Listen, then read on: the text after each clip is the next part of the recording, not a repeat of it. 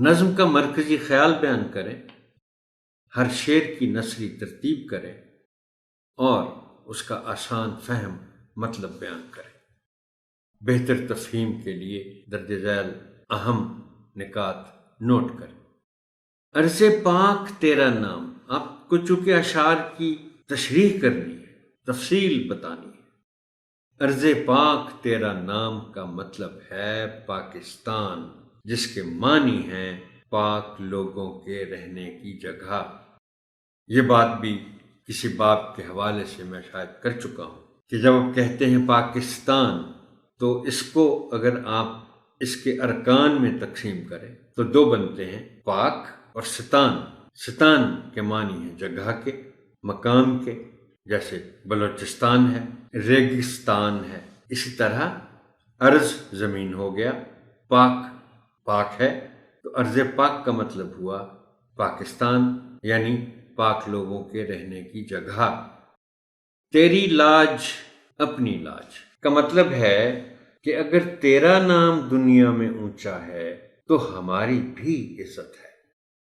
بچوں کو تو شاید سمجھ آئے یا نہ آئے، میں آپ کے لیے یہ بات ضرور کہوں گا کہ ہم بعض اوقات کہتے ہیں نا کہ پاکستان کے پاسپورٹ کی عزت اب بڑھ گئی ہے یا عزت نہیں رہی خدا نخواستہ۔ اس کا کیا مطلب ہوتا ہے کہ اگر پاکستان کی دنیا میں عزت ہے تو ہماری بھی عزت ہے۔ ملک کا جو امیج ہے وہ بہت اہم ہے۔ ملک کے بارے میں اگر اچھی باتیں دنیا میں ہو رہی ہیں تو اس ملک کے رہنے والوں کے بارے میں بھی اچھی باتیں ہوں گی۔ یہ ہے اس کا مطلب کہ ملک کی عزت اور اس ملک کے رہنے والوں کی عزت یہ لازم و ملزوم ہے، دونوں ایک دوسرے کے ساتھ جڑے ہوئے ہیں۔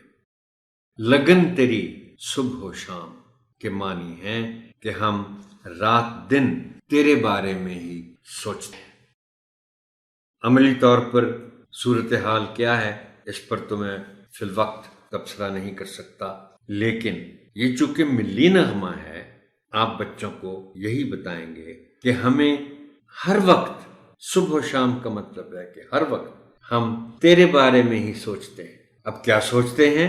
ہم تیری خدمت کیسے کریں، تیرا نام دنیا میں اونچا کیسے کریں، ہم اپنے وطن کا جھنڈا بلند کیسے رکھیں، ہم کیا کیا کریں کہ اس کی وجہ سے ملک کا نام روشن ہو، دنیا کے دوسرے ممالک جو ہیں وہ میرے ملک کا نام عزت کے ساتھ لیں۔ تو یہ ہے اس کا مطلب کہ لگن تیری صبح و شام۔